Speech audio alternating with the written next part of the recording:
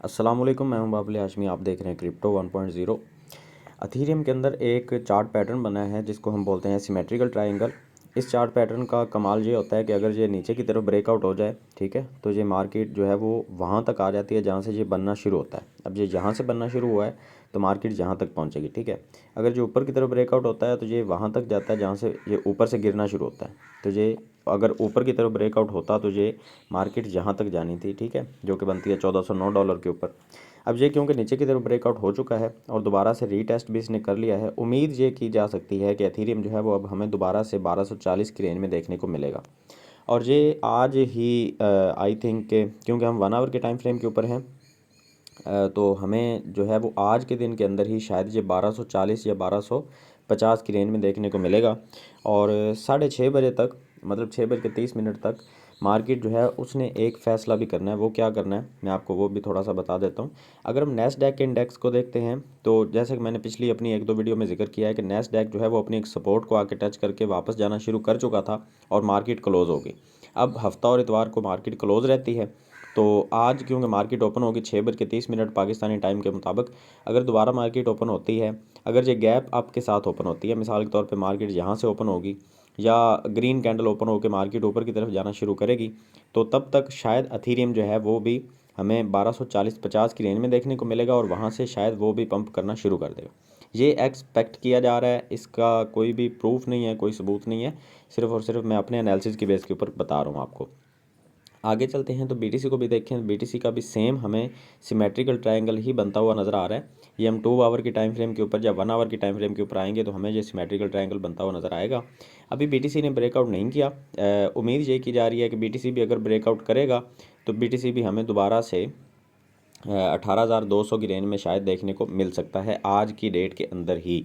अगर ये आज यहाँ तक नहीं गिरता और मार्केट जो है वो नैस्डैक की और S&P 500 की जो मार्केट है, अगर वो पॉजिटिव ओपन होती है, गैप अप के साथ ओपन होती है, तो फिर क्या होगा कि मार्केट जो है वो दोबारा से ऊपर जाएगी, मार्केट नीचे नहीं आएगी, ठीक है। तो आगे चलते हैं, थोड़ी सी बात कर लेते हैं BNB के बारे में। BNB जो है वो कॉइन इस तरह से बन चुका है कि मार्केट में मैनिपुलेशन जो है वो आई थिंक BNB में काफ़ी ज़्यादा हो रही है। इसका जब भी कोई चार्ट पैटर्न बनता है जो कि बेरिश चार्ट पैटर्न होता है तो लोग वहाँ पे शॉर्ट की पोजीशन ओपन करते हैं, लेकिन जो सीजी है वो इसको सपोर्ट कर देता है और उसके सपोर्ट की वजह से इसकी डोमिनेंस जो है वो मैंने आपको बताया था कि वो ऑल टाइम हाई के ऊपर चली गई थी।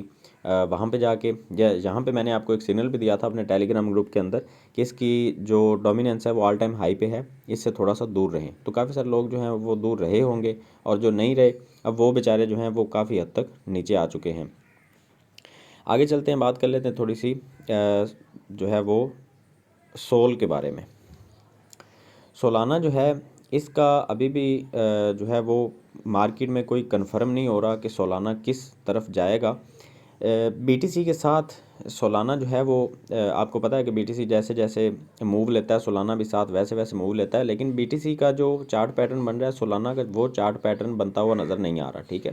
तो यहाँ पे सोलाना जो है वो थोड़ा सा हमें अलग होता हुआ नज़र आ रहा है बीटीसी के चार्ट से। तो देखते हैं कि सोलाना जो है वो मार्केट को किस तरह से देखता है और किस तरह से फॉलो करता है। अगर आपने सोलाना के अंदर एंट्री ली हुई है तो थोड़ा सा आप वेट कर सकते हैं। यहाँ पे सोलाना जो है वो बेरिश नहीं है, उसकी एक वजह है कि सोलाना जो है 200 की मूविंग एवरेज को एज अ सपोर्ट यूज़ कर रहा है और अच्छे तरीके से पकड़ के रखा हुआ है। यहाँ पे 50 की मूविंग एवरेज जो है वो 33.4 के ऊपर है। तो जहाँ तक आप जो है वो वेट कर सकते हैं एग्ज़िट करने का। दोबारा से एंट्री लेने का मैं अभी नहीं बताऊंगा, उसकी वजह यह है कि आप देख रहे हैं मार्केट सारी जो है वो अभी ग्रीन हो रही है। अगर तो नैस्डैक जो है वो हमें गैप अप के साथ ओपन होता हुआ नज़र आया तो मार्केट बहुत ज़्यादा पंप करेगी। बहुत ज़्यादा से मुराद ये है कि मतलब 3-4-5% तक बीटीसी शायद हमें पंप करता हुआ नज़र आए, क्योंकि 2 दिन से मार्केट ऑफ है और बीटीसी वहीं स्टक हुआ है। तो आगे चलते हैं, थोड़ी सी बात कर लेते हैं RVN के बारे में। RVN कॉइन जो है वो अपनी एक सपोर्ट को टच करके वापस जा चुका है। आप चाहें तो यहाँ पे एंट्री ले सकते हैं और मज़ीद वेट कर सकते हैं आप RVN का ऊपर जाने का। RVN हमें अच्छी प्रॉफिट दे के जा सकता है। अगर सिर्फ़ और सिर्फ अपनी मूविंग एवरेज तक ही जाता है तो हम यहाँ पे देख लेते हैं कि हमें कितनी प्रॉफिट आ सकती है। अगर आप यहाँ पे एंट्री लेते हैं तो हमें जो है वो छोटी सी एक पोजीशन ओपन करने में भी, अगर आप 10x की लेवरेज के साथ ये पोजीशन ओपन करते हैं, क्योंकि हम 1 आवर के टाइम फ्रेम के ऊपर हैं, तो यहाँ पे आप लॉन्ग की पोजीशन भी ओपन कर सकते हैं, लेकिन स्टॉप लॉस जो है वो आपका आप यहाँ पे रखेंगे 1.3% लॉस के साथ, ठीक है। अगर मार्केट यहाँ से नीचे गिरती है तो हम जो है वो मज़ीद वेट नहीं करेंगे, स्टॉप लॉस के बिना ट्रेड मत किया करें।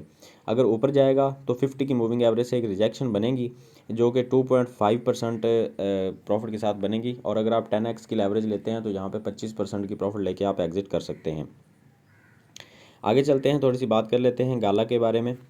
गाला जो है वो अगर हम इसको थोड़ा सा इसका बड़ा टाइम फ्रेम लेके आते हैं तो हमें थोड़ा सा मार्केट का अच्छे तरीके से आइडिया हो जाएगा कि हमने किस तरह से मूव लेना है। गाला अभी भी बैरिश है, काफ़ी हद तक 50 की मूविंग एवरेज को तोड़ के नीचे आ चुका है, और अभी गाला जो है वो अपनी एक सपोर्ट बना चुका है। जहाँ पे हम यहाँ पे एक हॉरिजॉन्टल लाइन को ड्रा करते हैं ताकि हम दोबारा से जब भी एंट्री लेने की सोचें तो हमें पता हो कि गाला अपनी इस सपोर्ट के ऊपर आके रुकता है, ठीक है। और ये आई थिंक के बहुत लंबे अरसे के बाद जो गाला है वो हमें यहाँ पे देखने को मिला है। आप चाहें तो यहाँ पे एक स्मॉल एंट्री ले सकते हैं हम, क्योंकि यहाँ पे 2 आवर के टाइम फ्रेम के ऊपर देख लेते हैं।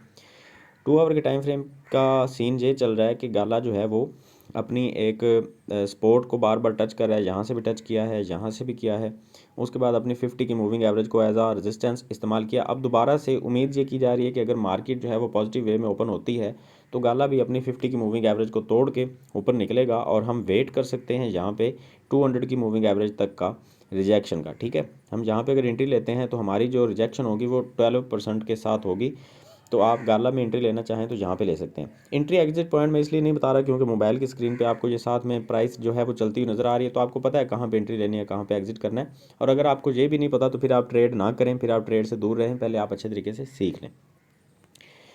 थोड़ी सी बात कर लेते हैं, आज हम TRX के बारे में बहुत देर से हमने TRX को डिस्कस नहीं किया। अच्छा, TRX को हम 2 आवर के टाइम फ्रेम के ऊपर देख रहे हैं। यहाँ पे इसकी जो सपोर्ट है वो अभी भी दूर है, और मैं ये देख रहा हूँ कि मार्केट जो है वो इस तक भी पहुँच सकती है, 0.057 तक भी मार्केट आ सकती है। तो TRX से अभी थोड़ा सा दूर रहें, इसके अंदर एंट्री मत लें। 50 की मूविंग एवरेज से अभी भी नीचे है और मार्केट अभी भी हमें रेड के अंदर नज़र आ रही है, तो TRX से थोड़ा सा दूर रहें। जब तक ये इस सपोर्ट को टच नहीं करता मैं इसके अंदर एंट्री नहीं लूँगा, ठीक है। XRP जो है इसने ऑलरेडी बहुत ज़्यादा पंप किया हुआ है, तो दोबारा से XRP जो है वो हो सकता है कि अपनी रेंज के अंदर आ जाए, ये भी पॉसिबल है। और ये भी पॉसिबल है कि XRP यहाँ पे थोड़ा सा साइडवेज मूव लेने के बाद दोबारा से ऊपर जाए। ये दोनों चीज़ें मुमकिन हैं, लेकिन उसके लिए बहुत ज़रूरी है कि हम ये देख लें कि XRP की जो डोमिनेंस है वो हमें क्या बता रही है। मैंने आपको हमेशा से बताया है कि हम सिर्फ़ और सिर्फ एक चीज़ को नहीं देखते, हम बहुत सारे मल्टीपल जो हैं हमारे फंडामेंटल्स हम उनको चेक करते हैं, टेक्निकल चीज़ें चेक करते हैं, फिर जाके हम फैसला करते हैं। XRP की जो डोमिनेंस है वो भी आप देखें, यहाँ से लेके बहुत अच्छे तरीके से इसने पंप किया है। तो डोमिनेंस का मतलब क्या है, आपको पता है कि मार्केट से पैसे जो हैं वो BTC से भी निकल रहे थे, अथीरियम से भी निकल रहे थे, तो कहीं ना कहीं तो जाने थे। तो XRP एक अच्छा कॉइन समझा जाता है, तो इसके अंदर भी लोग इन्वेस्टमेंट करते हैं। वो अलग बात है कि XRP के ऊपर एक केस है, अगर वो केस XRP हार जाता है तो ये बुरे तरीके से क्रैश करेगा, और आपने सोचा भी नहीं होगा कि शायद ये दूसरा लूना बन जाए। लेकिन क्योंकि अभी उस केस का कोई फ़ैसला आ नहीं रहा, तो इसलिए लोग जो हैं वो XRP के ऊपर अंधएतमाद कर रहे हैं। अगर हम यहाँ पे देखें, अगर ट्रेंड लाइन को ड्रा करते हैं हम डोमिनेंस के ऊपर, तो ये देखें ये ट्रेंड लाइन हमें एक पॉजिटिव साइन दे रही है। ये देखें, ये एक फैलिंग वेज बना है। इसका काम यही होता है कि ये मार्केट पहले यहाँ से थोड़ी सी ऊपर जाके टेस्ट करेगी दोबारा इस वेज को, और दोबारा से जो है वो ऊपर जाएगी। अगर ये ऊपर जाती है डोमिनेंस, तो हमें XRP के अंदर अच्छा एक पंप देखने को मिल सकता है, और आप जो है वो यहाँ पे अच्छी प्रॉफिट ले सकते हैं। यहाँ पे अगर आप देखें तो सेम आपको मूव वही नज़र आएगा जो हमें डोमिनेंस के अंदर देखने को मिला है। ये देखें, बस यहाँ पे फ़र्क ये है कि यहाँ पे राइजिंग वेज नहीं बन रहा, यहाँ पे सिमेट्रिकल ट्रायंगल बना है जो कि ऊपर की तरफ ब्रेकआउट हुआ है। और जैसे कि मैंने आपको बताया कि यहाँ पे ये टेस्ट करके दोबारा से मार्केट जो है वो ऊपर जा सकती है। यहाँ तक कम से कम जाएगी, 0.54 के ऊपर जा सकती है, और अगर वहाँ तक भी जाती है तो हम एक अच्छी डिसेंट प्रॉफिट यहाँ से ले सकते हैं। स्पॉट ट्रेडिंग के अंदर भी ऑलमोस्ट 10% की प्रॉफिट लेके हम प्रॉफिट टेकिंग वहाँ पर कर सकते हैं। तो फ़िलहाल आज के लिए इतना ही। उम्मीद करता हूँ आपको काफ़ी चीज़ें जो हैं वो समझ में आ गई होंगी। 6 बज के 30 मिनट का वेट करें, तब तक मार्केट जो है वो थोड़ी सी कंफ्यूज रहेगी। कुछ लोग जो है वो मार्केट को पंप करने की कोशिश करेंगे, कुछ डंप करने की कोशिश भी करेंगे। 6 बज के 30 मिनट के ऊपर एक अच्छा पंप हमें देखने को मिल सकता है। नैस्डैक जब ओपन होगा तो हम देखेंगे कि मार्केट जो है वो अगर तो पॉजिटिव ओपन होती है तो हमें BTC और अथीरियम के अंदर भी एक अच्छा खासा पंप देखने को मिलेगा। तब तक आप चाहें तो वेट कर सकते हैं, चाहें तो आप एक रिस्क की ट्रेड लेके छोड़ सकते हैं।